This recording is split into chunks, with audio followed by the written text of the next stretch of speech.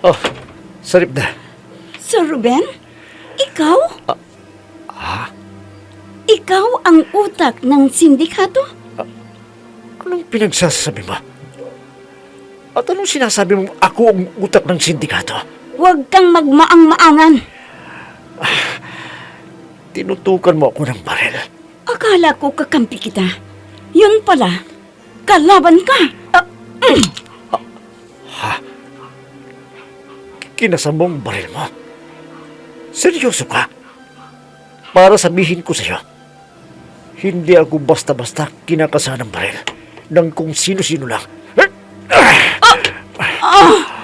Ngayon, ako naman. Sige! Magpatayan kayong mag-ama! Dahil ang mabubuhay sa inyo ay siya kong papatayin! Nicole! Salip na! Salvasyon!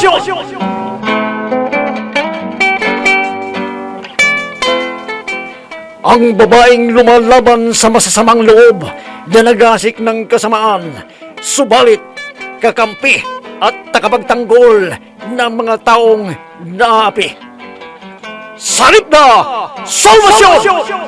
Matapang at galit sa mga taong lumalabag sa batas at ipinagtatanggol ang katotohanan. Salip na! Salvasyon! Inihahandog sa inyo ng F3 Recording Studio para sa pambansang radyo ng Pilipinas, Bombo Radio Philippines. Salip na! Salvasyon!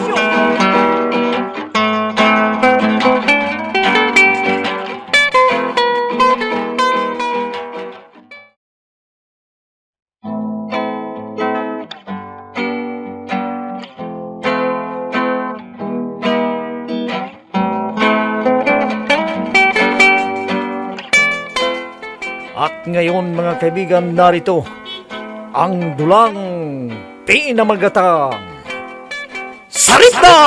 Salvasyon!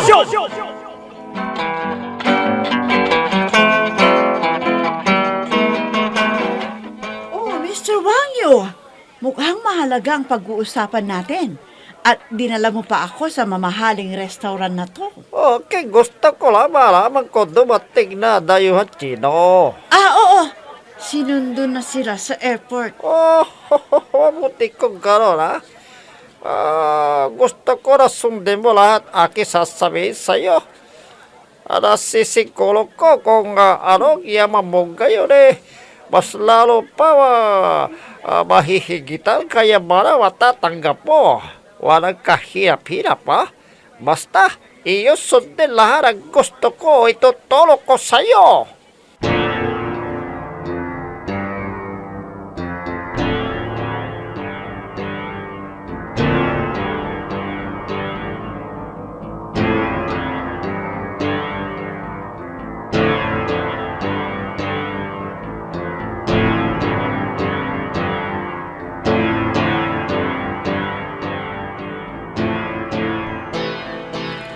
Ate Sarita, ang ganda-ganda ng pinapanood ko. Halika dito sa tabi ko para dalawa tayong manood. Oo. Mamaya na kasi. Hindi ba gusto mo nang umuwi sa inyo?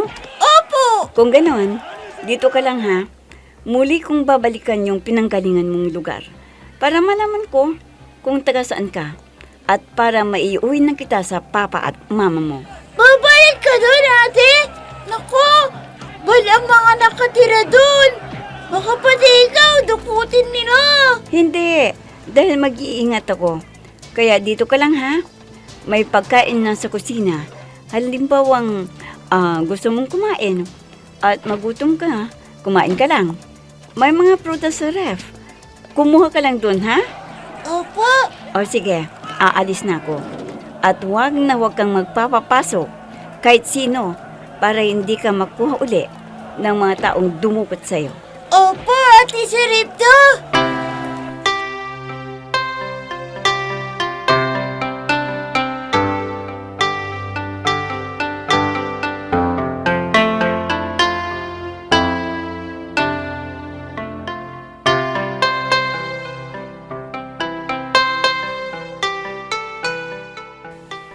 ano ulit yung sinasabi mo kanina?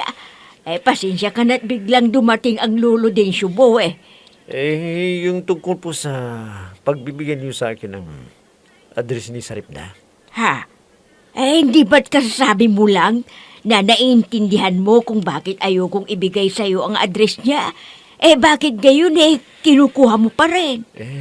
Ganito po kasing plano ko, Lola Kahit na alam ko ng kanyang address hindi pa rin ako magpapakita sa kanya. Ano pa ang silbi ng pagkuha mo sa kanyang address kung hindi ka rin pala magpapakita sa kanya? Gusto lang ko kasi makasiguro na ligtas siya lagi. Pupuntahan ko siya sa tirahan niya pero hindi ako magpapakita sa kanya. Siyempre, hindi maialis na sa klase ng kanyang trabaho. May mga magagalit at makapagtag ang kanyang buhay. Yun nga ang inaalala ko biruin mo. Mag-isa lamang siya doon at wala siyang kakilala.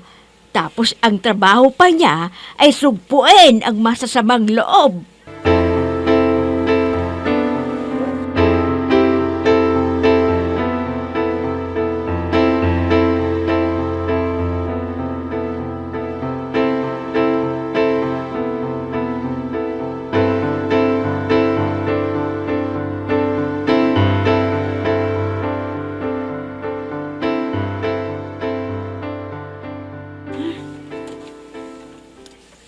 Naririto na ako ulit sa subdivision. Malapit lang po lang subdivision nito sa apartment ko. Iisa pa lang barangay. Walking distance lang mula sa apartment na inuupahan ko. Mabuti na lang sa iba namang security guard ang guardian sa may gate ng subdivision na ito. Kundi magtataka ang guardia at sisitahin ako. At hindi rin ako basta-basta masisita dahil panghardinera ang hitsura ko.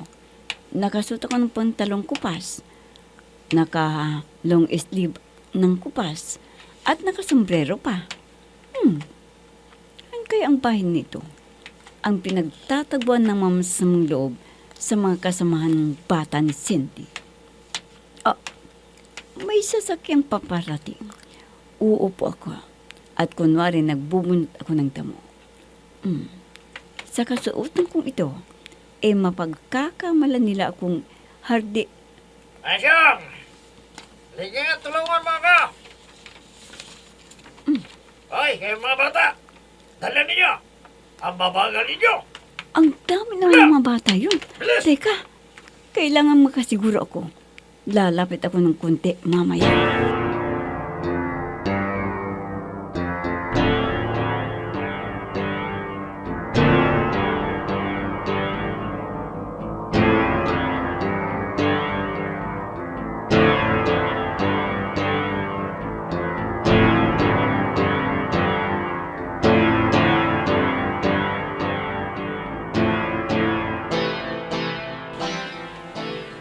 Oh, malaki ang halagang ibinigay ko sa'yo. Ang sinabi ko sa'yo, pagbutihin mo. Bakit mo ito ipinapagawa sa akin? Kala ko ba, desk clerk lang ang trabaho ko. Bakit gusto mo pa yata akong gawing prostitute ngayon? Bakit? Hindi ba? Hoy, Max, hindi ako prostitute, no? At kung pumayag man ako noon sa kahilingan ni Ma'am Nicole, dahil binayaran ako at dahil type ko rin si David. Akala ko ba nagkaintindihan tayo? Binigyan na kita ng malaking halaga. Naliliitan ka ba sa 50,000 na ibinigay ko sa'yo? O sige, dadagdagan ko pa ng isa pang 50,000. At wala kang ibang gagawin kundi i-entertain mo lang isa sa mga dayuhang yun. I-entertain ko siya sa kwarto ng hotel na ito? Oo. Kung kailangang magpaubaya ka, gawin mo. At kung magpapabaya ka sa kanya, huwag kang tatanggi dahil binayaran na kita. Bakit ba parang importante yata masyado ang mga dayuhang yan? Dahil sila ang magiging partners ko sa negosyo. At hindi lang basta-basta negosyo. Dahil limpak-limpak na salapi ang ibibigay nila sa akin. Kaya importanteng mapasaya sila para matuloy ang negosyong pinag-usapan namin.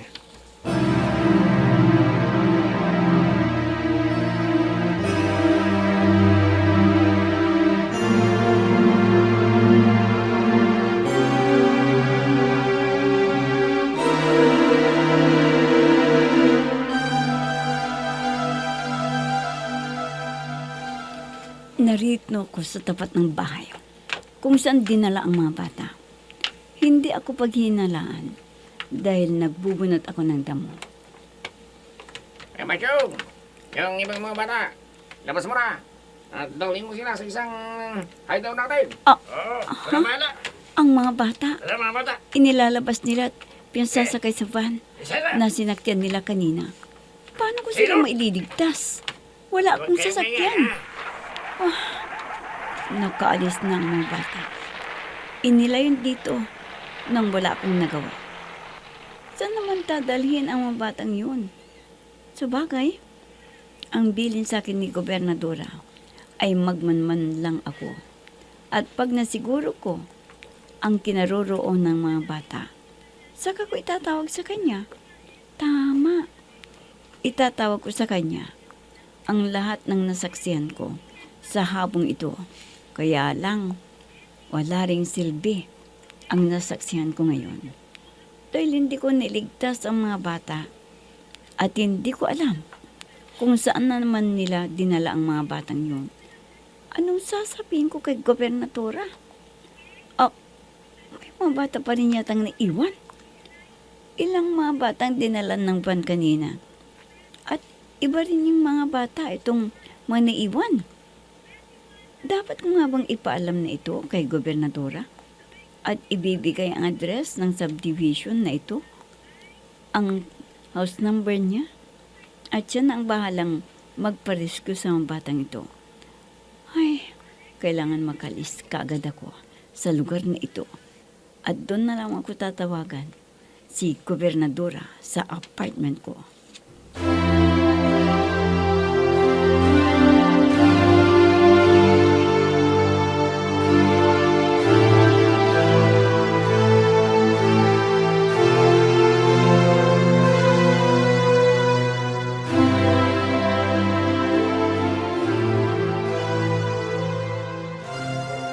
Oh, nagustuhan mo ba ang restaurant ito? Oo. Ito ba yung restaurant na sinasabi mo? Oo, maganda ang restaurant na ito. At masarap ang pagkain nila. Oh, siya nga pala. Naibigay na sa akin ang budget sa proyekto kong eskwelahan. Kaya't mababayaran na kita. Salamat naman kung ganun at kahit papano may maibibigay ako sa aking ama. Maibibigay mo sa iyong papa? Bakit? Nagbibigay ka na ba sa papa mo ngayon? Akala ko ikaw ang kumokobra sa papa mo ng malaking halaga. Noon yun. Pero hindi na ngayon. Ha? At bakit naman? Bumagsak na. At nalugi lang aming asyenda. Ano? Anong nangyari? Babang kwento? Siya ka pala. Maraming salamat sa ibabayad mo sa akin. Ako naman ngayon ang magbibigay ng pera sa papa ko at baka mahihirapan na siyang ibalik pa sa dati ang kabuhay namin napabayaan. Kinalulungkot ko ang nangyari. Ganun pa man, huwag mo na masyado pang seryosohin ang nangyari. Talagang ganyan lang ang buhay. Sabi nga, may panahon ng kasaganahan. May panahon din ng kawalan. Oo nga Oh, nagre-ring ang cellphone ko. Si Sarip na ang tumatawag. Ruben, Rob. mauna ka nang kumain at sasagutin ko lamang itong tawag sa cellphone ko. Aha. Iiwanan lamang kita saglit at may kakausapin lamang.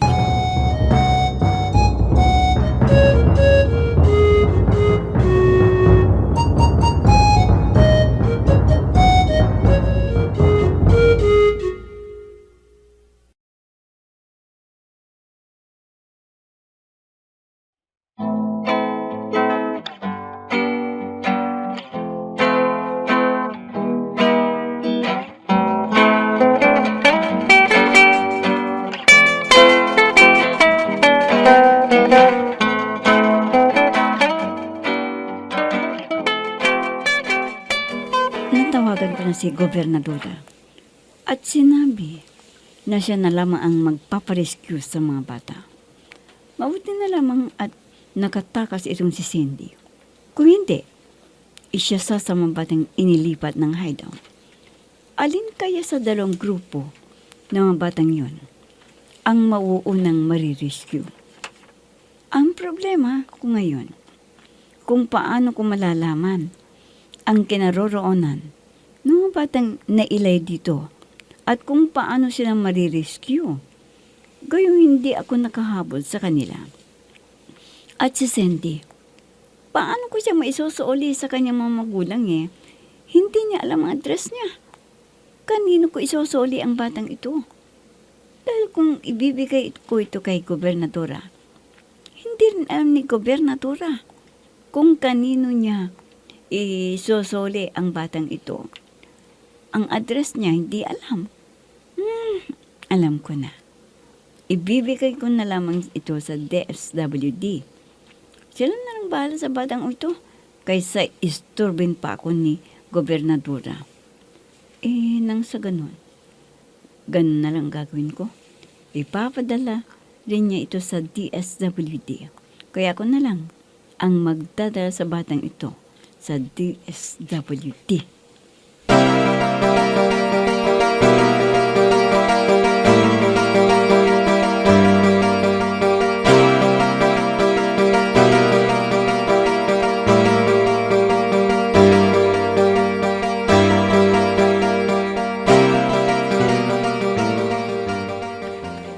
Mga kasama, ito na yung bahay at address na binigay sa atin ni Katimyong.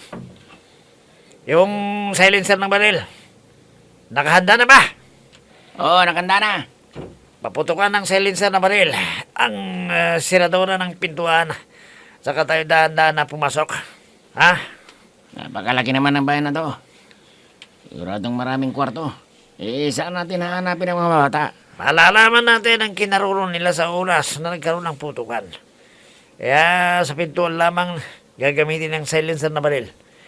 Kapag nakapasok na tayo at naramdaman ang ating pagpasok, saka tayo magpapaputok ng normal na baril. Nang sa ganoon, matatakot ang mga bata at magsisigawan sila. Kaya tara na, isuodan ninyo ang mga Christmas ninyo at papasukin na natin ang pintuan. Yeah? Tara! Tara na! Yan. Pasukin na natin ang loob ng bahay. Tira! Tayo na!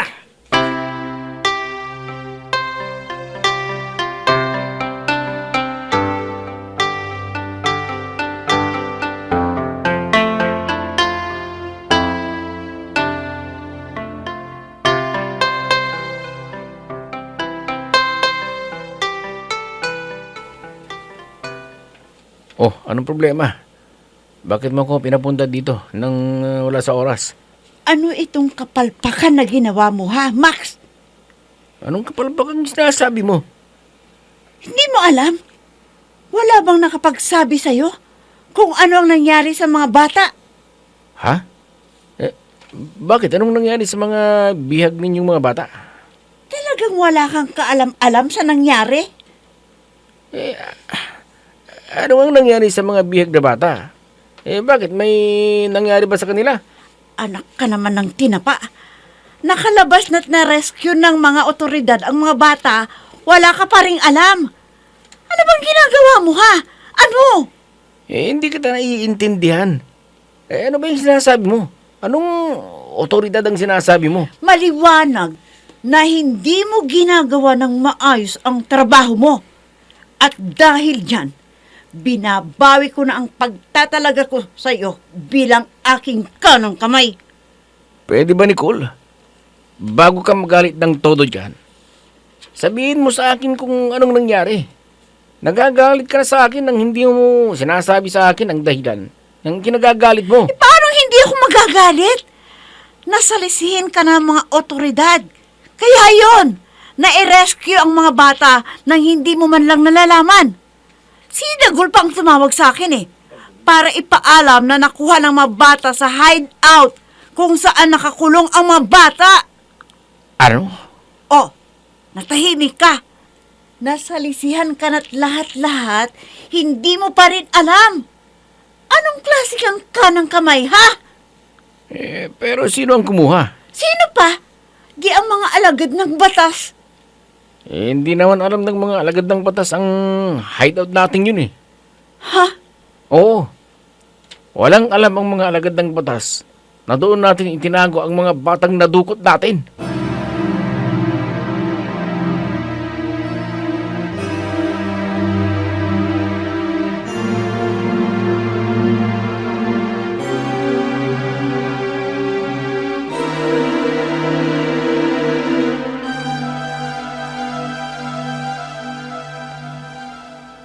Ano?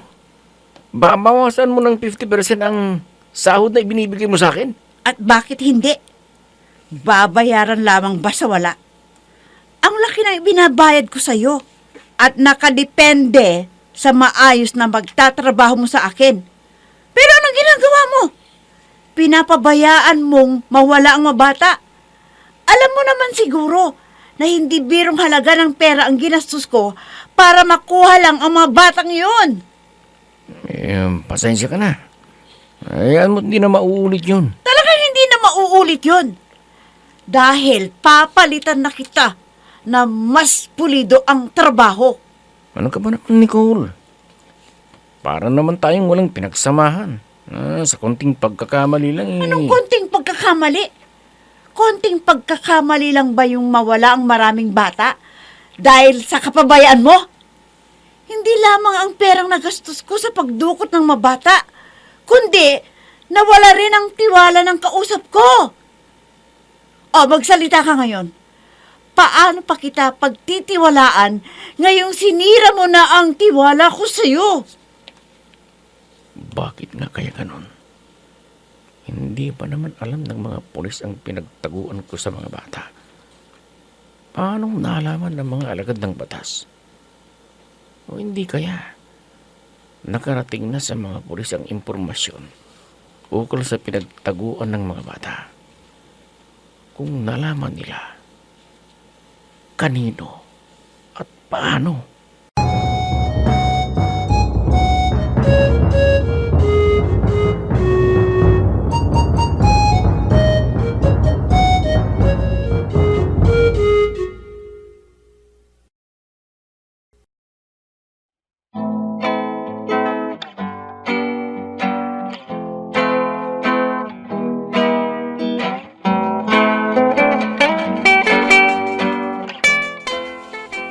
Mga pulis nga ba ang pumasok sa hideout ni na Max?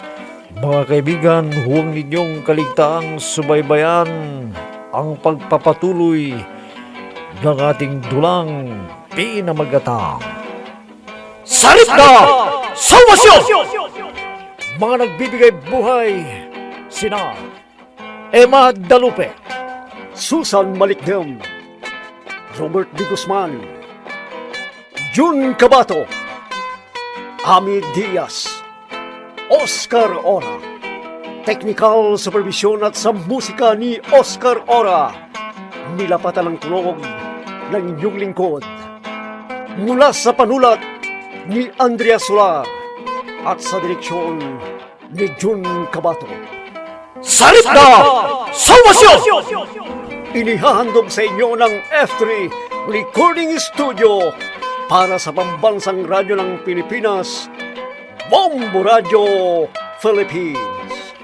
Salit na Salvasyon!